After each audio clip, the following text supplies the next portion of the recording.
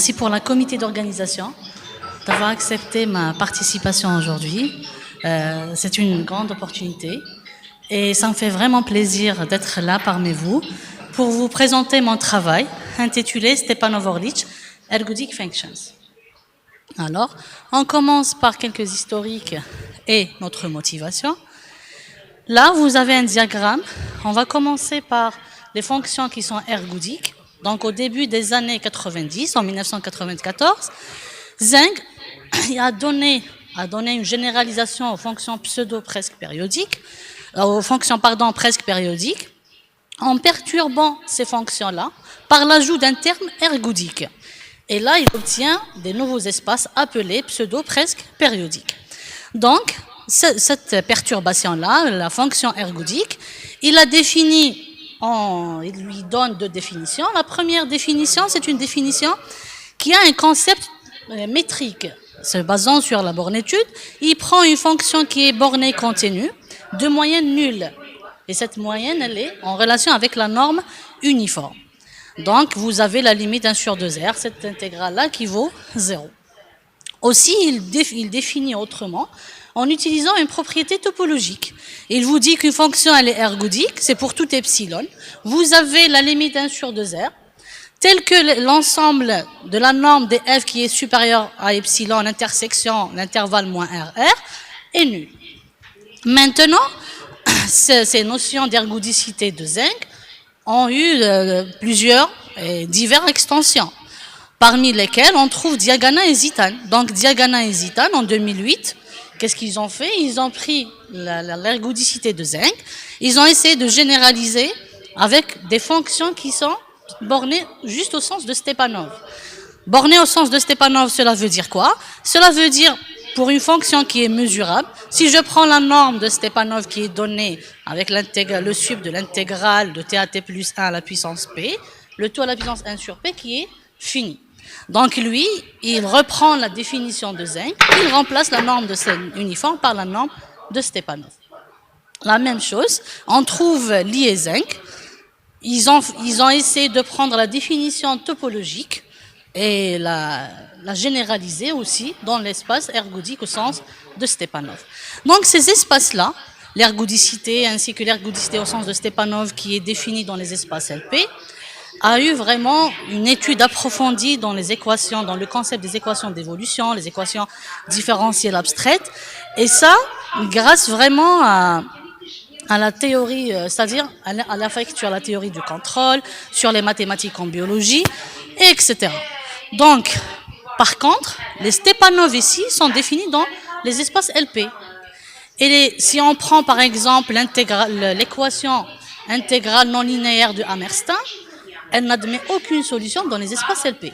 Par contre, les espaces d'Orlić, qui sont définis comme ça, les espaces d'Orlić, juste un rappel, c'est quoi? C'est l'ensemble des fonctions qui est mesurable. Et pour un compact, quel que soit le compact U, vous aurez que l'intégrale de phi de alpha f qui est finie. Phi, c'est une fonction d'Orlić qui a ces propriétés-là. Hein. Donc, je reviens, l'équation d'Hammerstein, elle n'admet pas de solution dans les espaces de Lebesgue. Par contre, elle admet des solutions dans les espaces d'Orlić. Pour cela, on a pensé à explorer ces équations différentielles dans les espaces d'Orlić. Et pour ça, on doit définir l'ergodicité, on doit généraliser l'ergodicité dans ces espaces-là. Donc on revient. Qu'est-ce qui fait Diagana et Zitan en 2014? Il prend les Lebesgue par contre à exposant variable.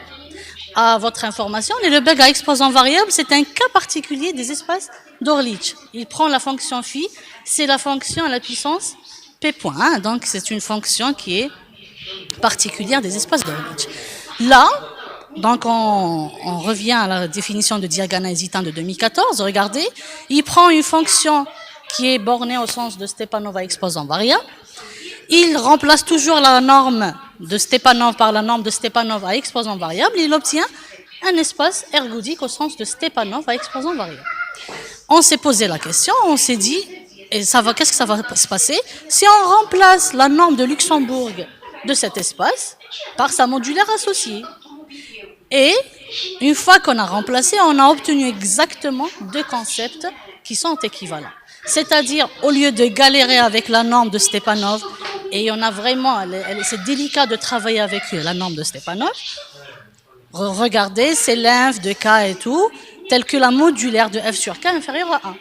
C'est bien de travailler directement avec sa modulaire. Donc pour cela, on a eu, et cette équivalence a eu lieu grâce à ces deux inégalités. Ces inégalités, c'est-à-dire ils vont avoir lieu juste dans les espaces à exposants variables. Pour qu'ils vont avoir lieu dans les espaces d'Orlic, il faut imposer une condition supplémentaire. Et pour cela, on s'est fixé des objectifs, on s'est dit, pourquoi pas donner différents concepts d'ergodicité au sein des espaces de Stepanov-Orlic, ainsi réaliser une comparaison approfondie de ces différentes classes et fournir des exemples et contre-exemples si c'est possible. Donc, on a commencé par donner, notre premier résultat, de définir ces nouveaux espaces. On a défini tout d'abord le Stepanov-ergodique en norme. Donc, on dit qu'une fonction elle est Stepanov-ergodique en norme si elle est bornée au sens de Stepanov-Orlic. Ainsi, si elle est de moyenne nulle, bien sûr, reliée à la norme de Stepanov-Orlic. Aussi, une deuxième définition, du fait qu'il y a la norme, il y a la modulaire, on a donné une autre définition.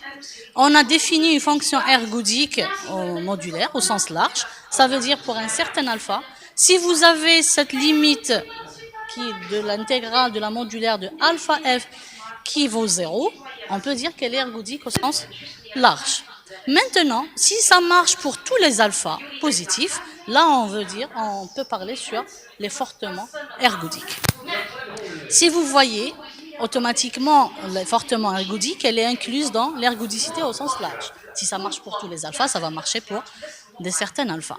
Et on a l'inclusion suivante. On a aussi démontré que ces espaces sont des sous-espaces linéaires fermés. Elles sont invariants par translation, que l'ergodicité définie par Zeng, elle est inclue dans l'ergodicité fortement, et que l'ergodicité fortement modulaire, elle est incluse dans l'ergodicité en norme. Maintenant, pour l'inclusion inverse, malheureusement, n'aura pas lieu, et on a donné un exemple qui montre cet exemple fournit une fonction qui est ergodique modulaire, par contre, elle ne peut pas être ergodique en norme. Pareil, pour l'autre inclusion, on a donné cet exemple qui donne une fonction qui est ergodique en norme, qui n'est pas ergodique fortement, par contre, elle est ergodique au sens large. Dans ce théorème, on a essayé, comme on vient de donner la définition avec le critère métrique, on veut aussi donner l'autre définition avec le critère topologique. Donc, on vient de démontrer qu'une fonction est ergodique en norme, elle est équivalente, ou elle va être, si et seulement si, elle satisfait la propriété P1.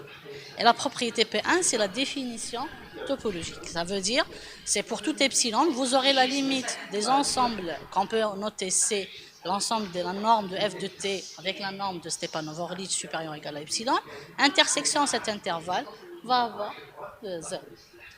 La même chose a été fait pour les deux autres espaces. Donc, pour la modulaire, je peux dire qu'elle est modulaire largement si elle satisfait la condition P2. La même chose, il suffit de prendre un certain alpha où vous avez cette limite-là qui vaut 0. Pour le fortement modulaire, par contre, là, il a fallu une autre condition supplémentaire. C'est-à-dire la condition que f soit dans les Stepanov, elle doit être bornée au sens de Stepanov. Par contre, pour tous les alphas, si vous voyez en bas, vous avez cet ensemble, c'est les fonctions mesurables, ayant la modulaire qui est finie pour tous les alphas. Donc, on n'aura pas l'équivalence si je vais prendre mon f qui est juste mesurable et sa modulaire est finie pour un certain alpha. Donc, comme on a fait l'étude, c'est-à-dire on a donné les différents espaces, on a aussi essayé de voir la relation pour ces espaces en critères topologiques. On a dit que si elle est en norme, donc elle va être aussi fortement modulaire. Ça, c'est équivalent. Par contre, ça va impliquer qu'elle est largement ergodique. Donc, on a donné dans un tableau toutes les relations qui peuvent exister entre l'ergodicité au sens topologique et l'ergodicité au sens modulaire. Comme vous le voyez dans le tableau,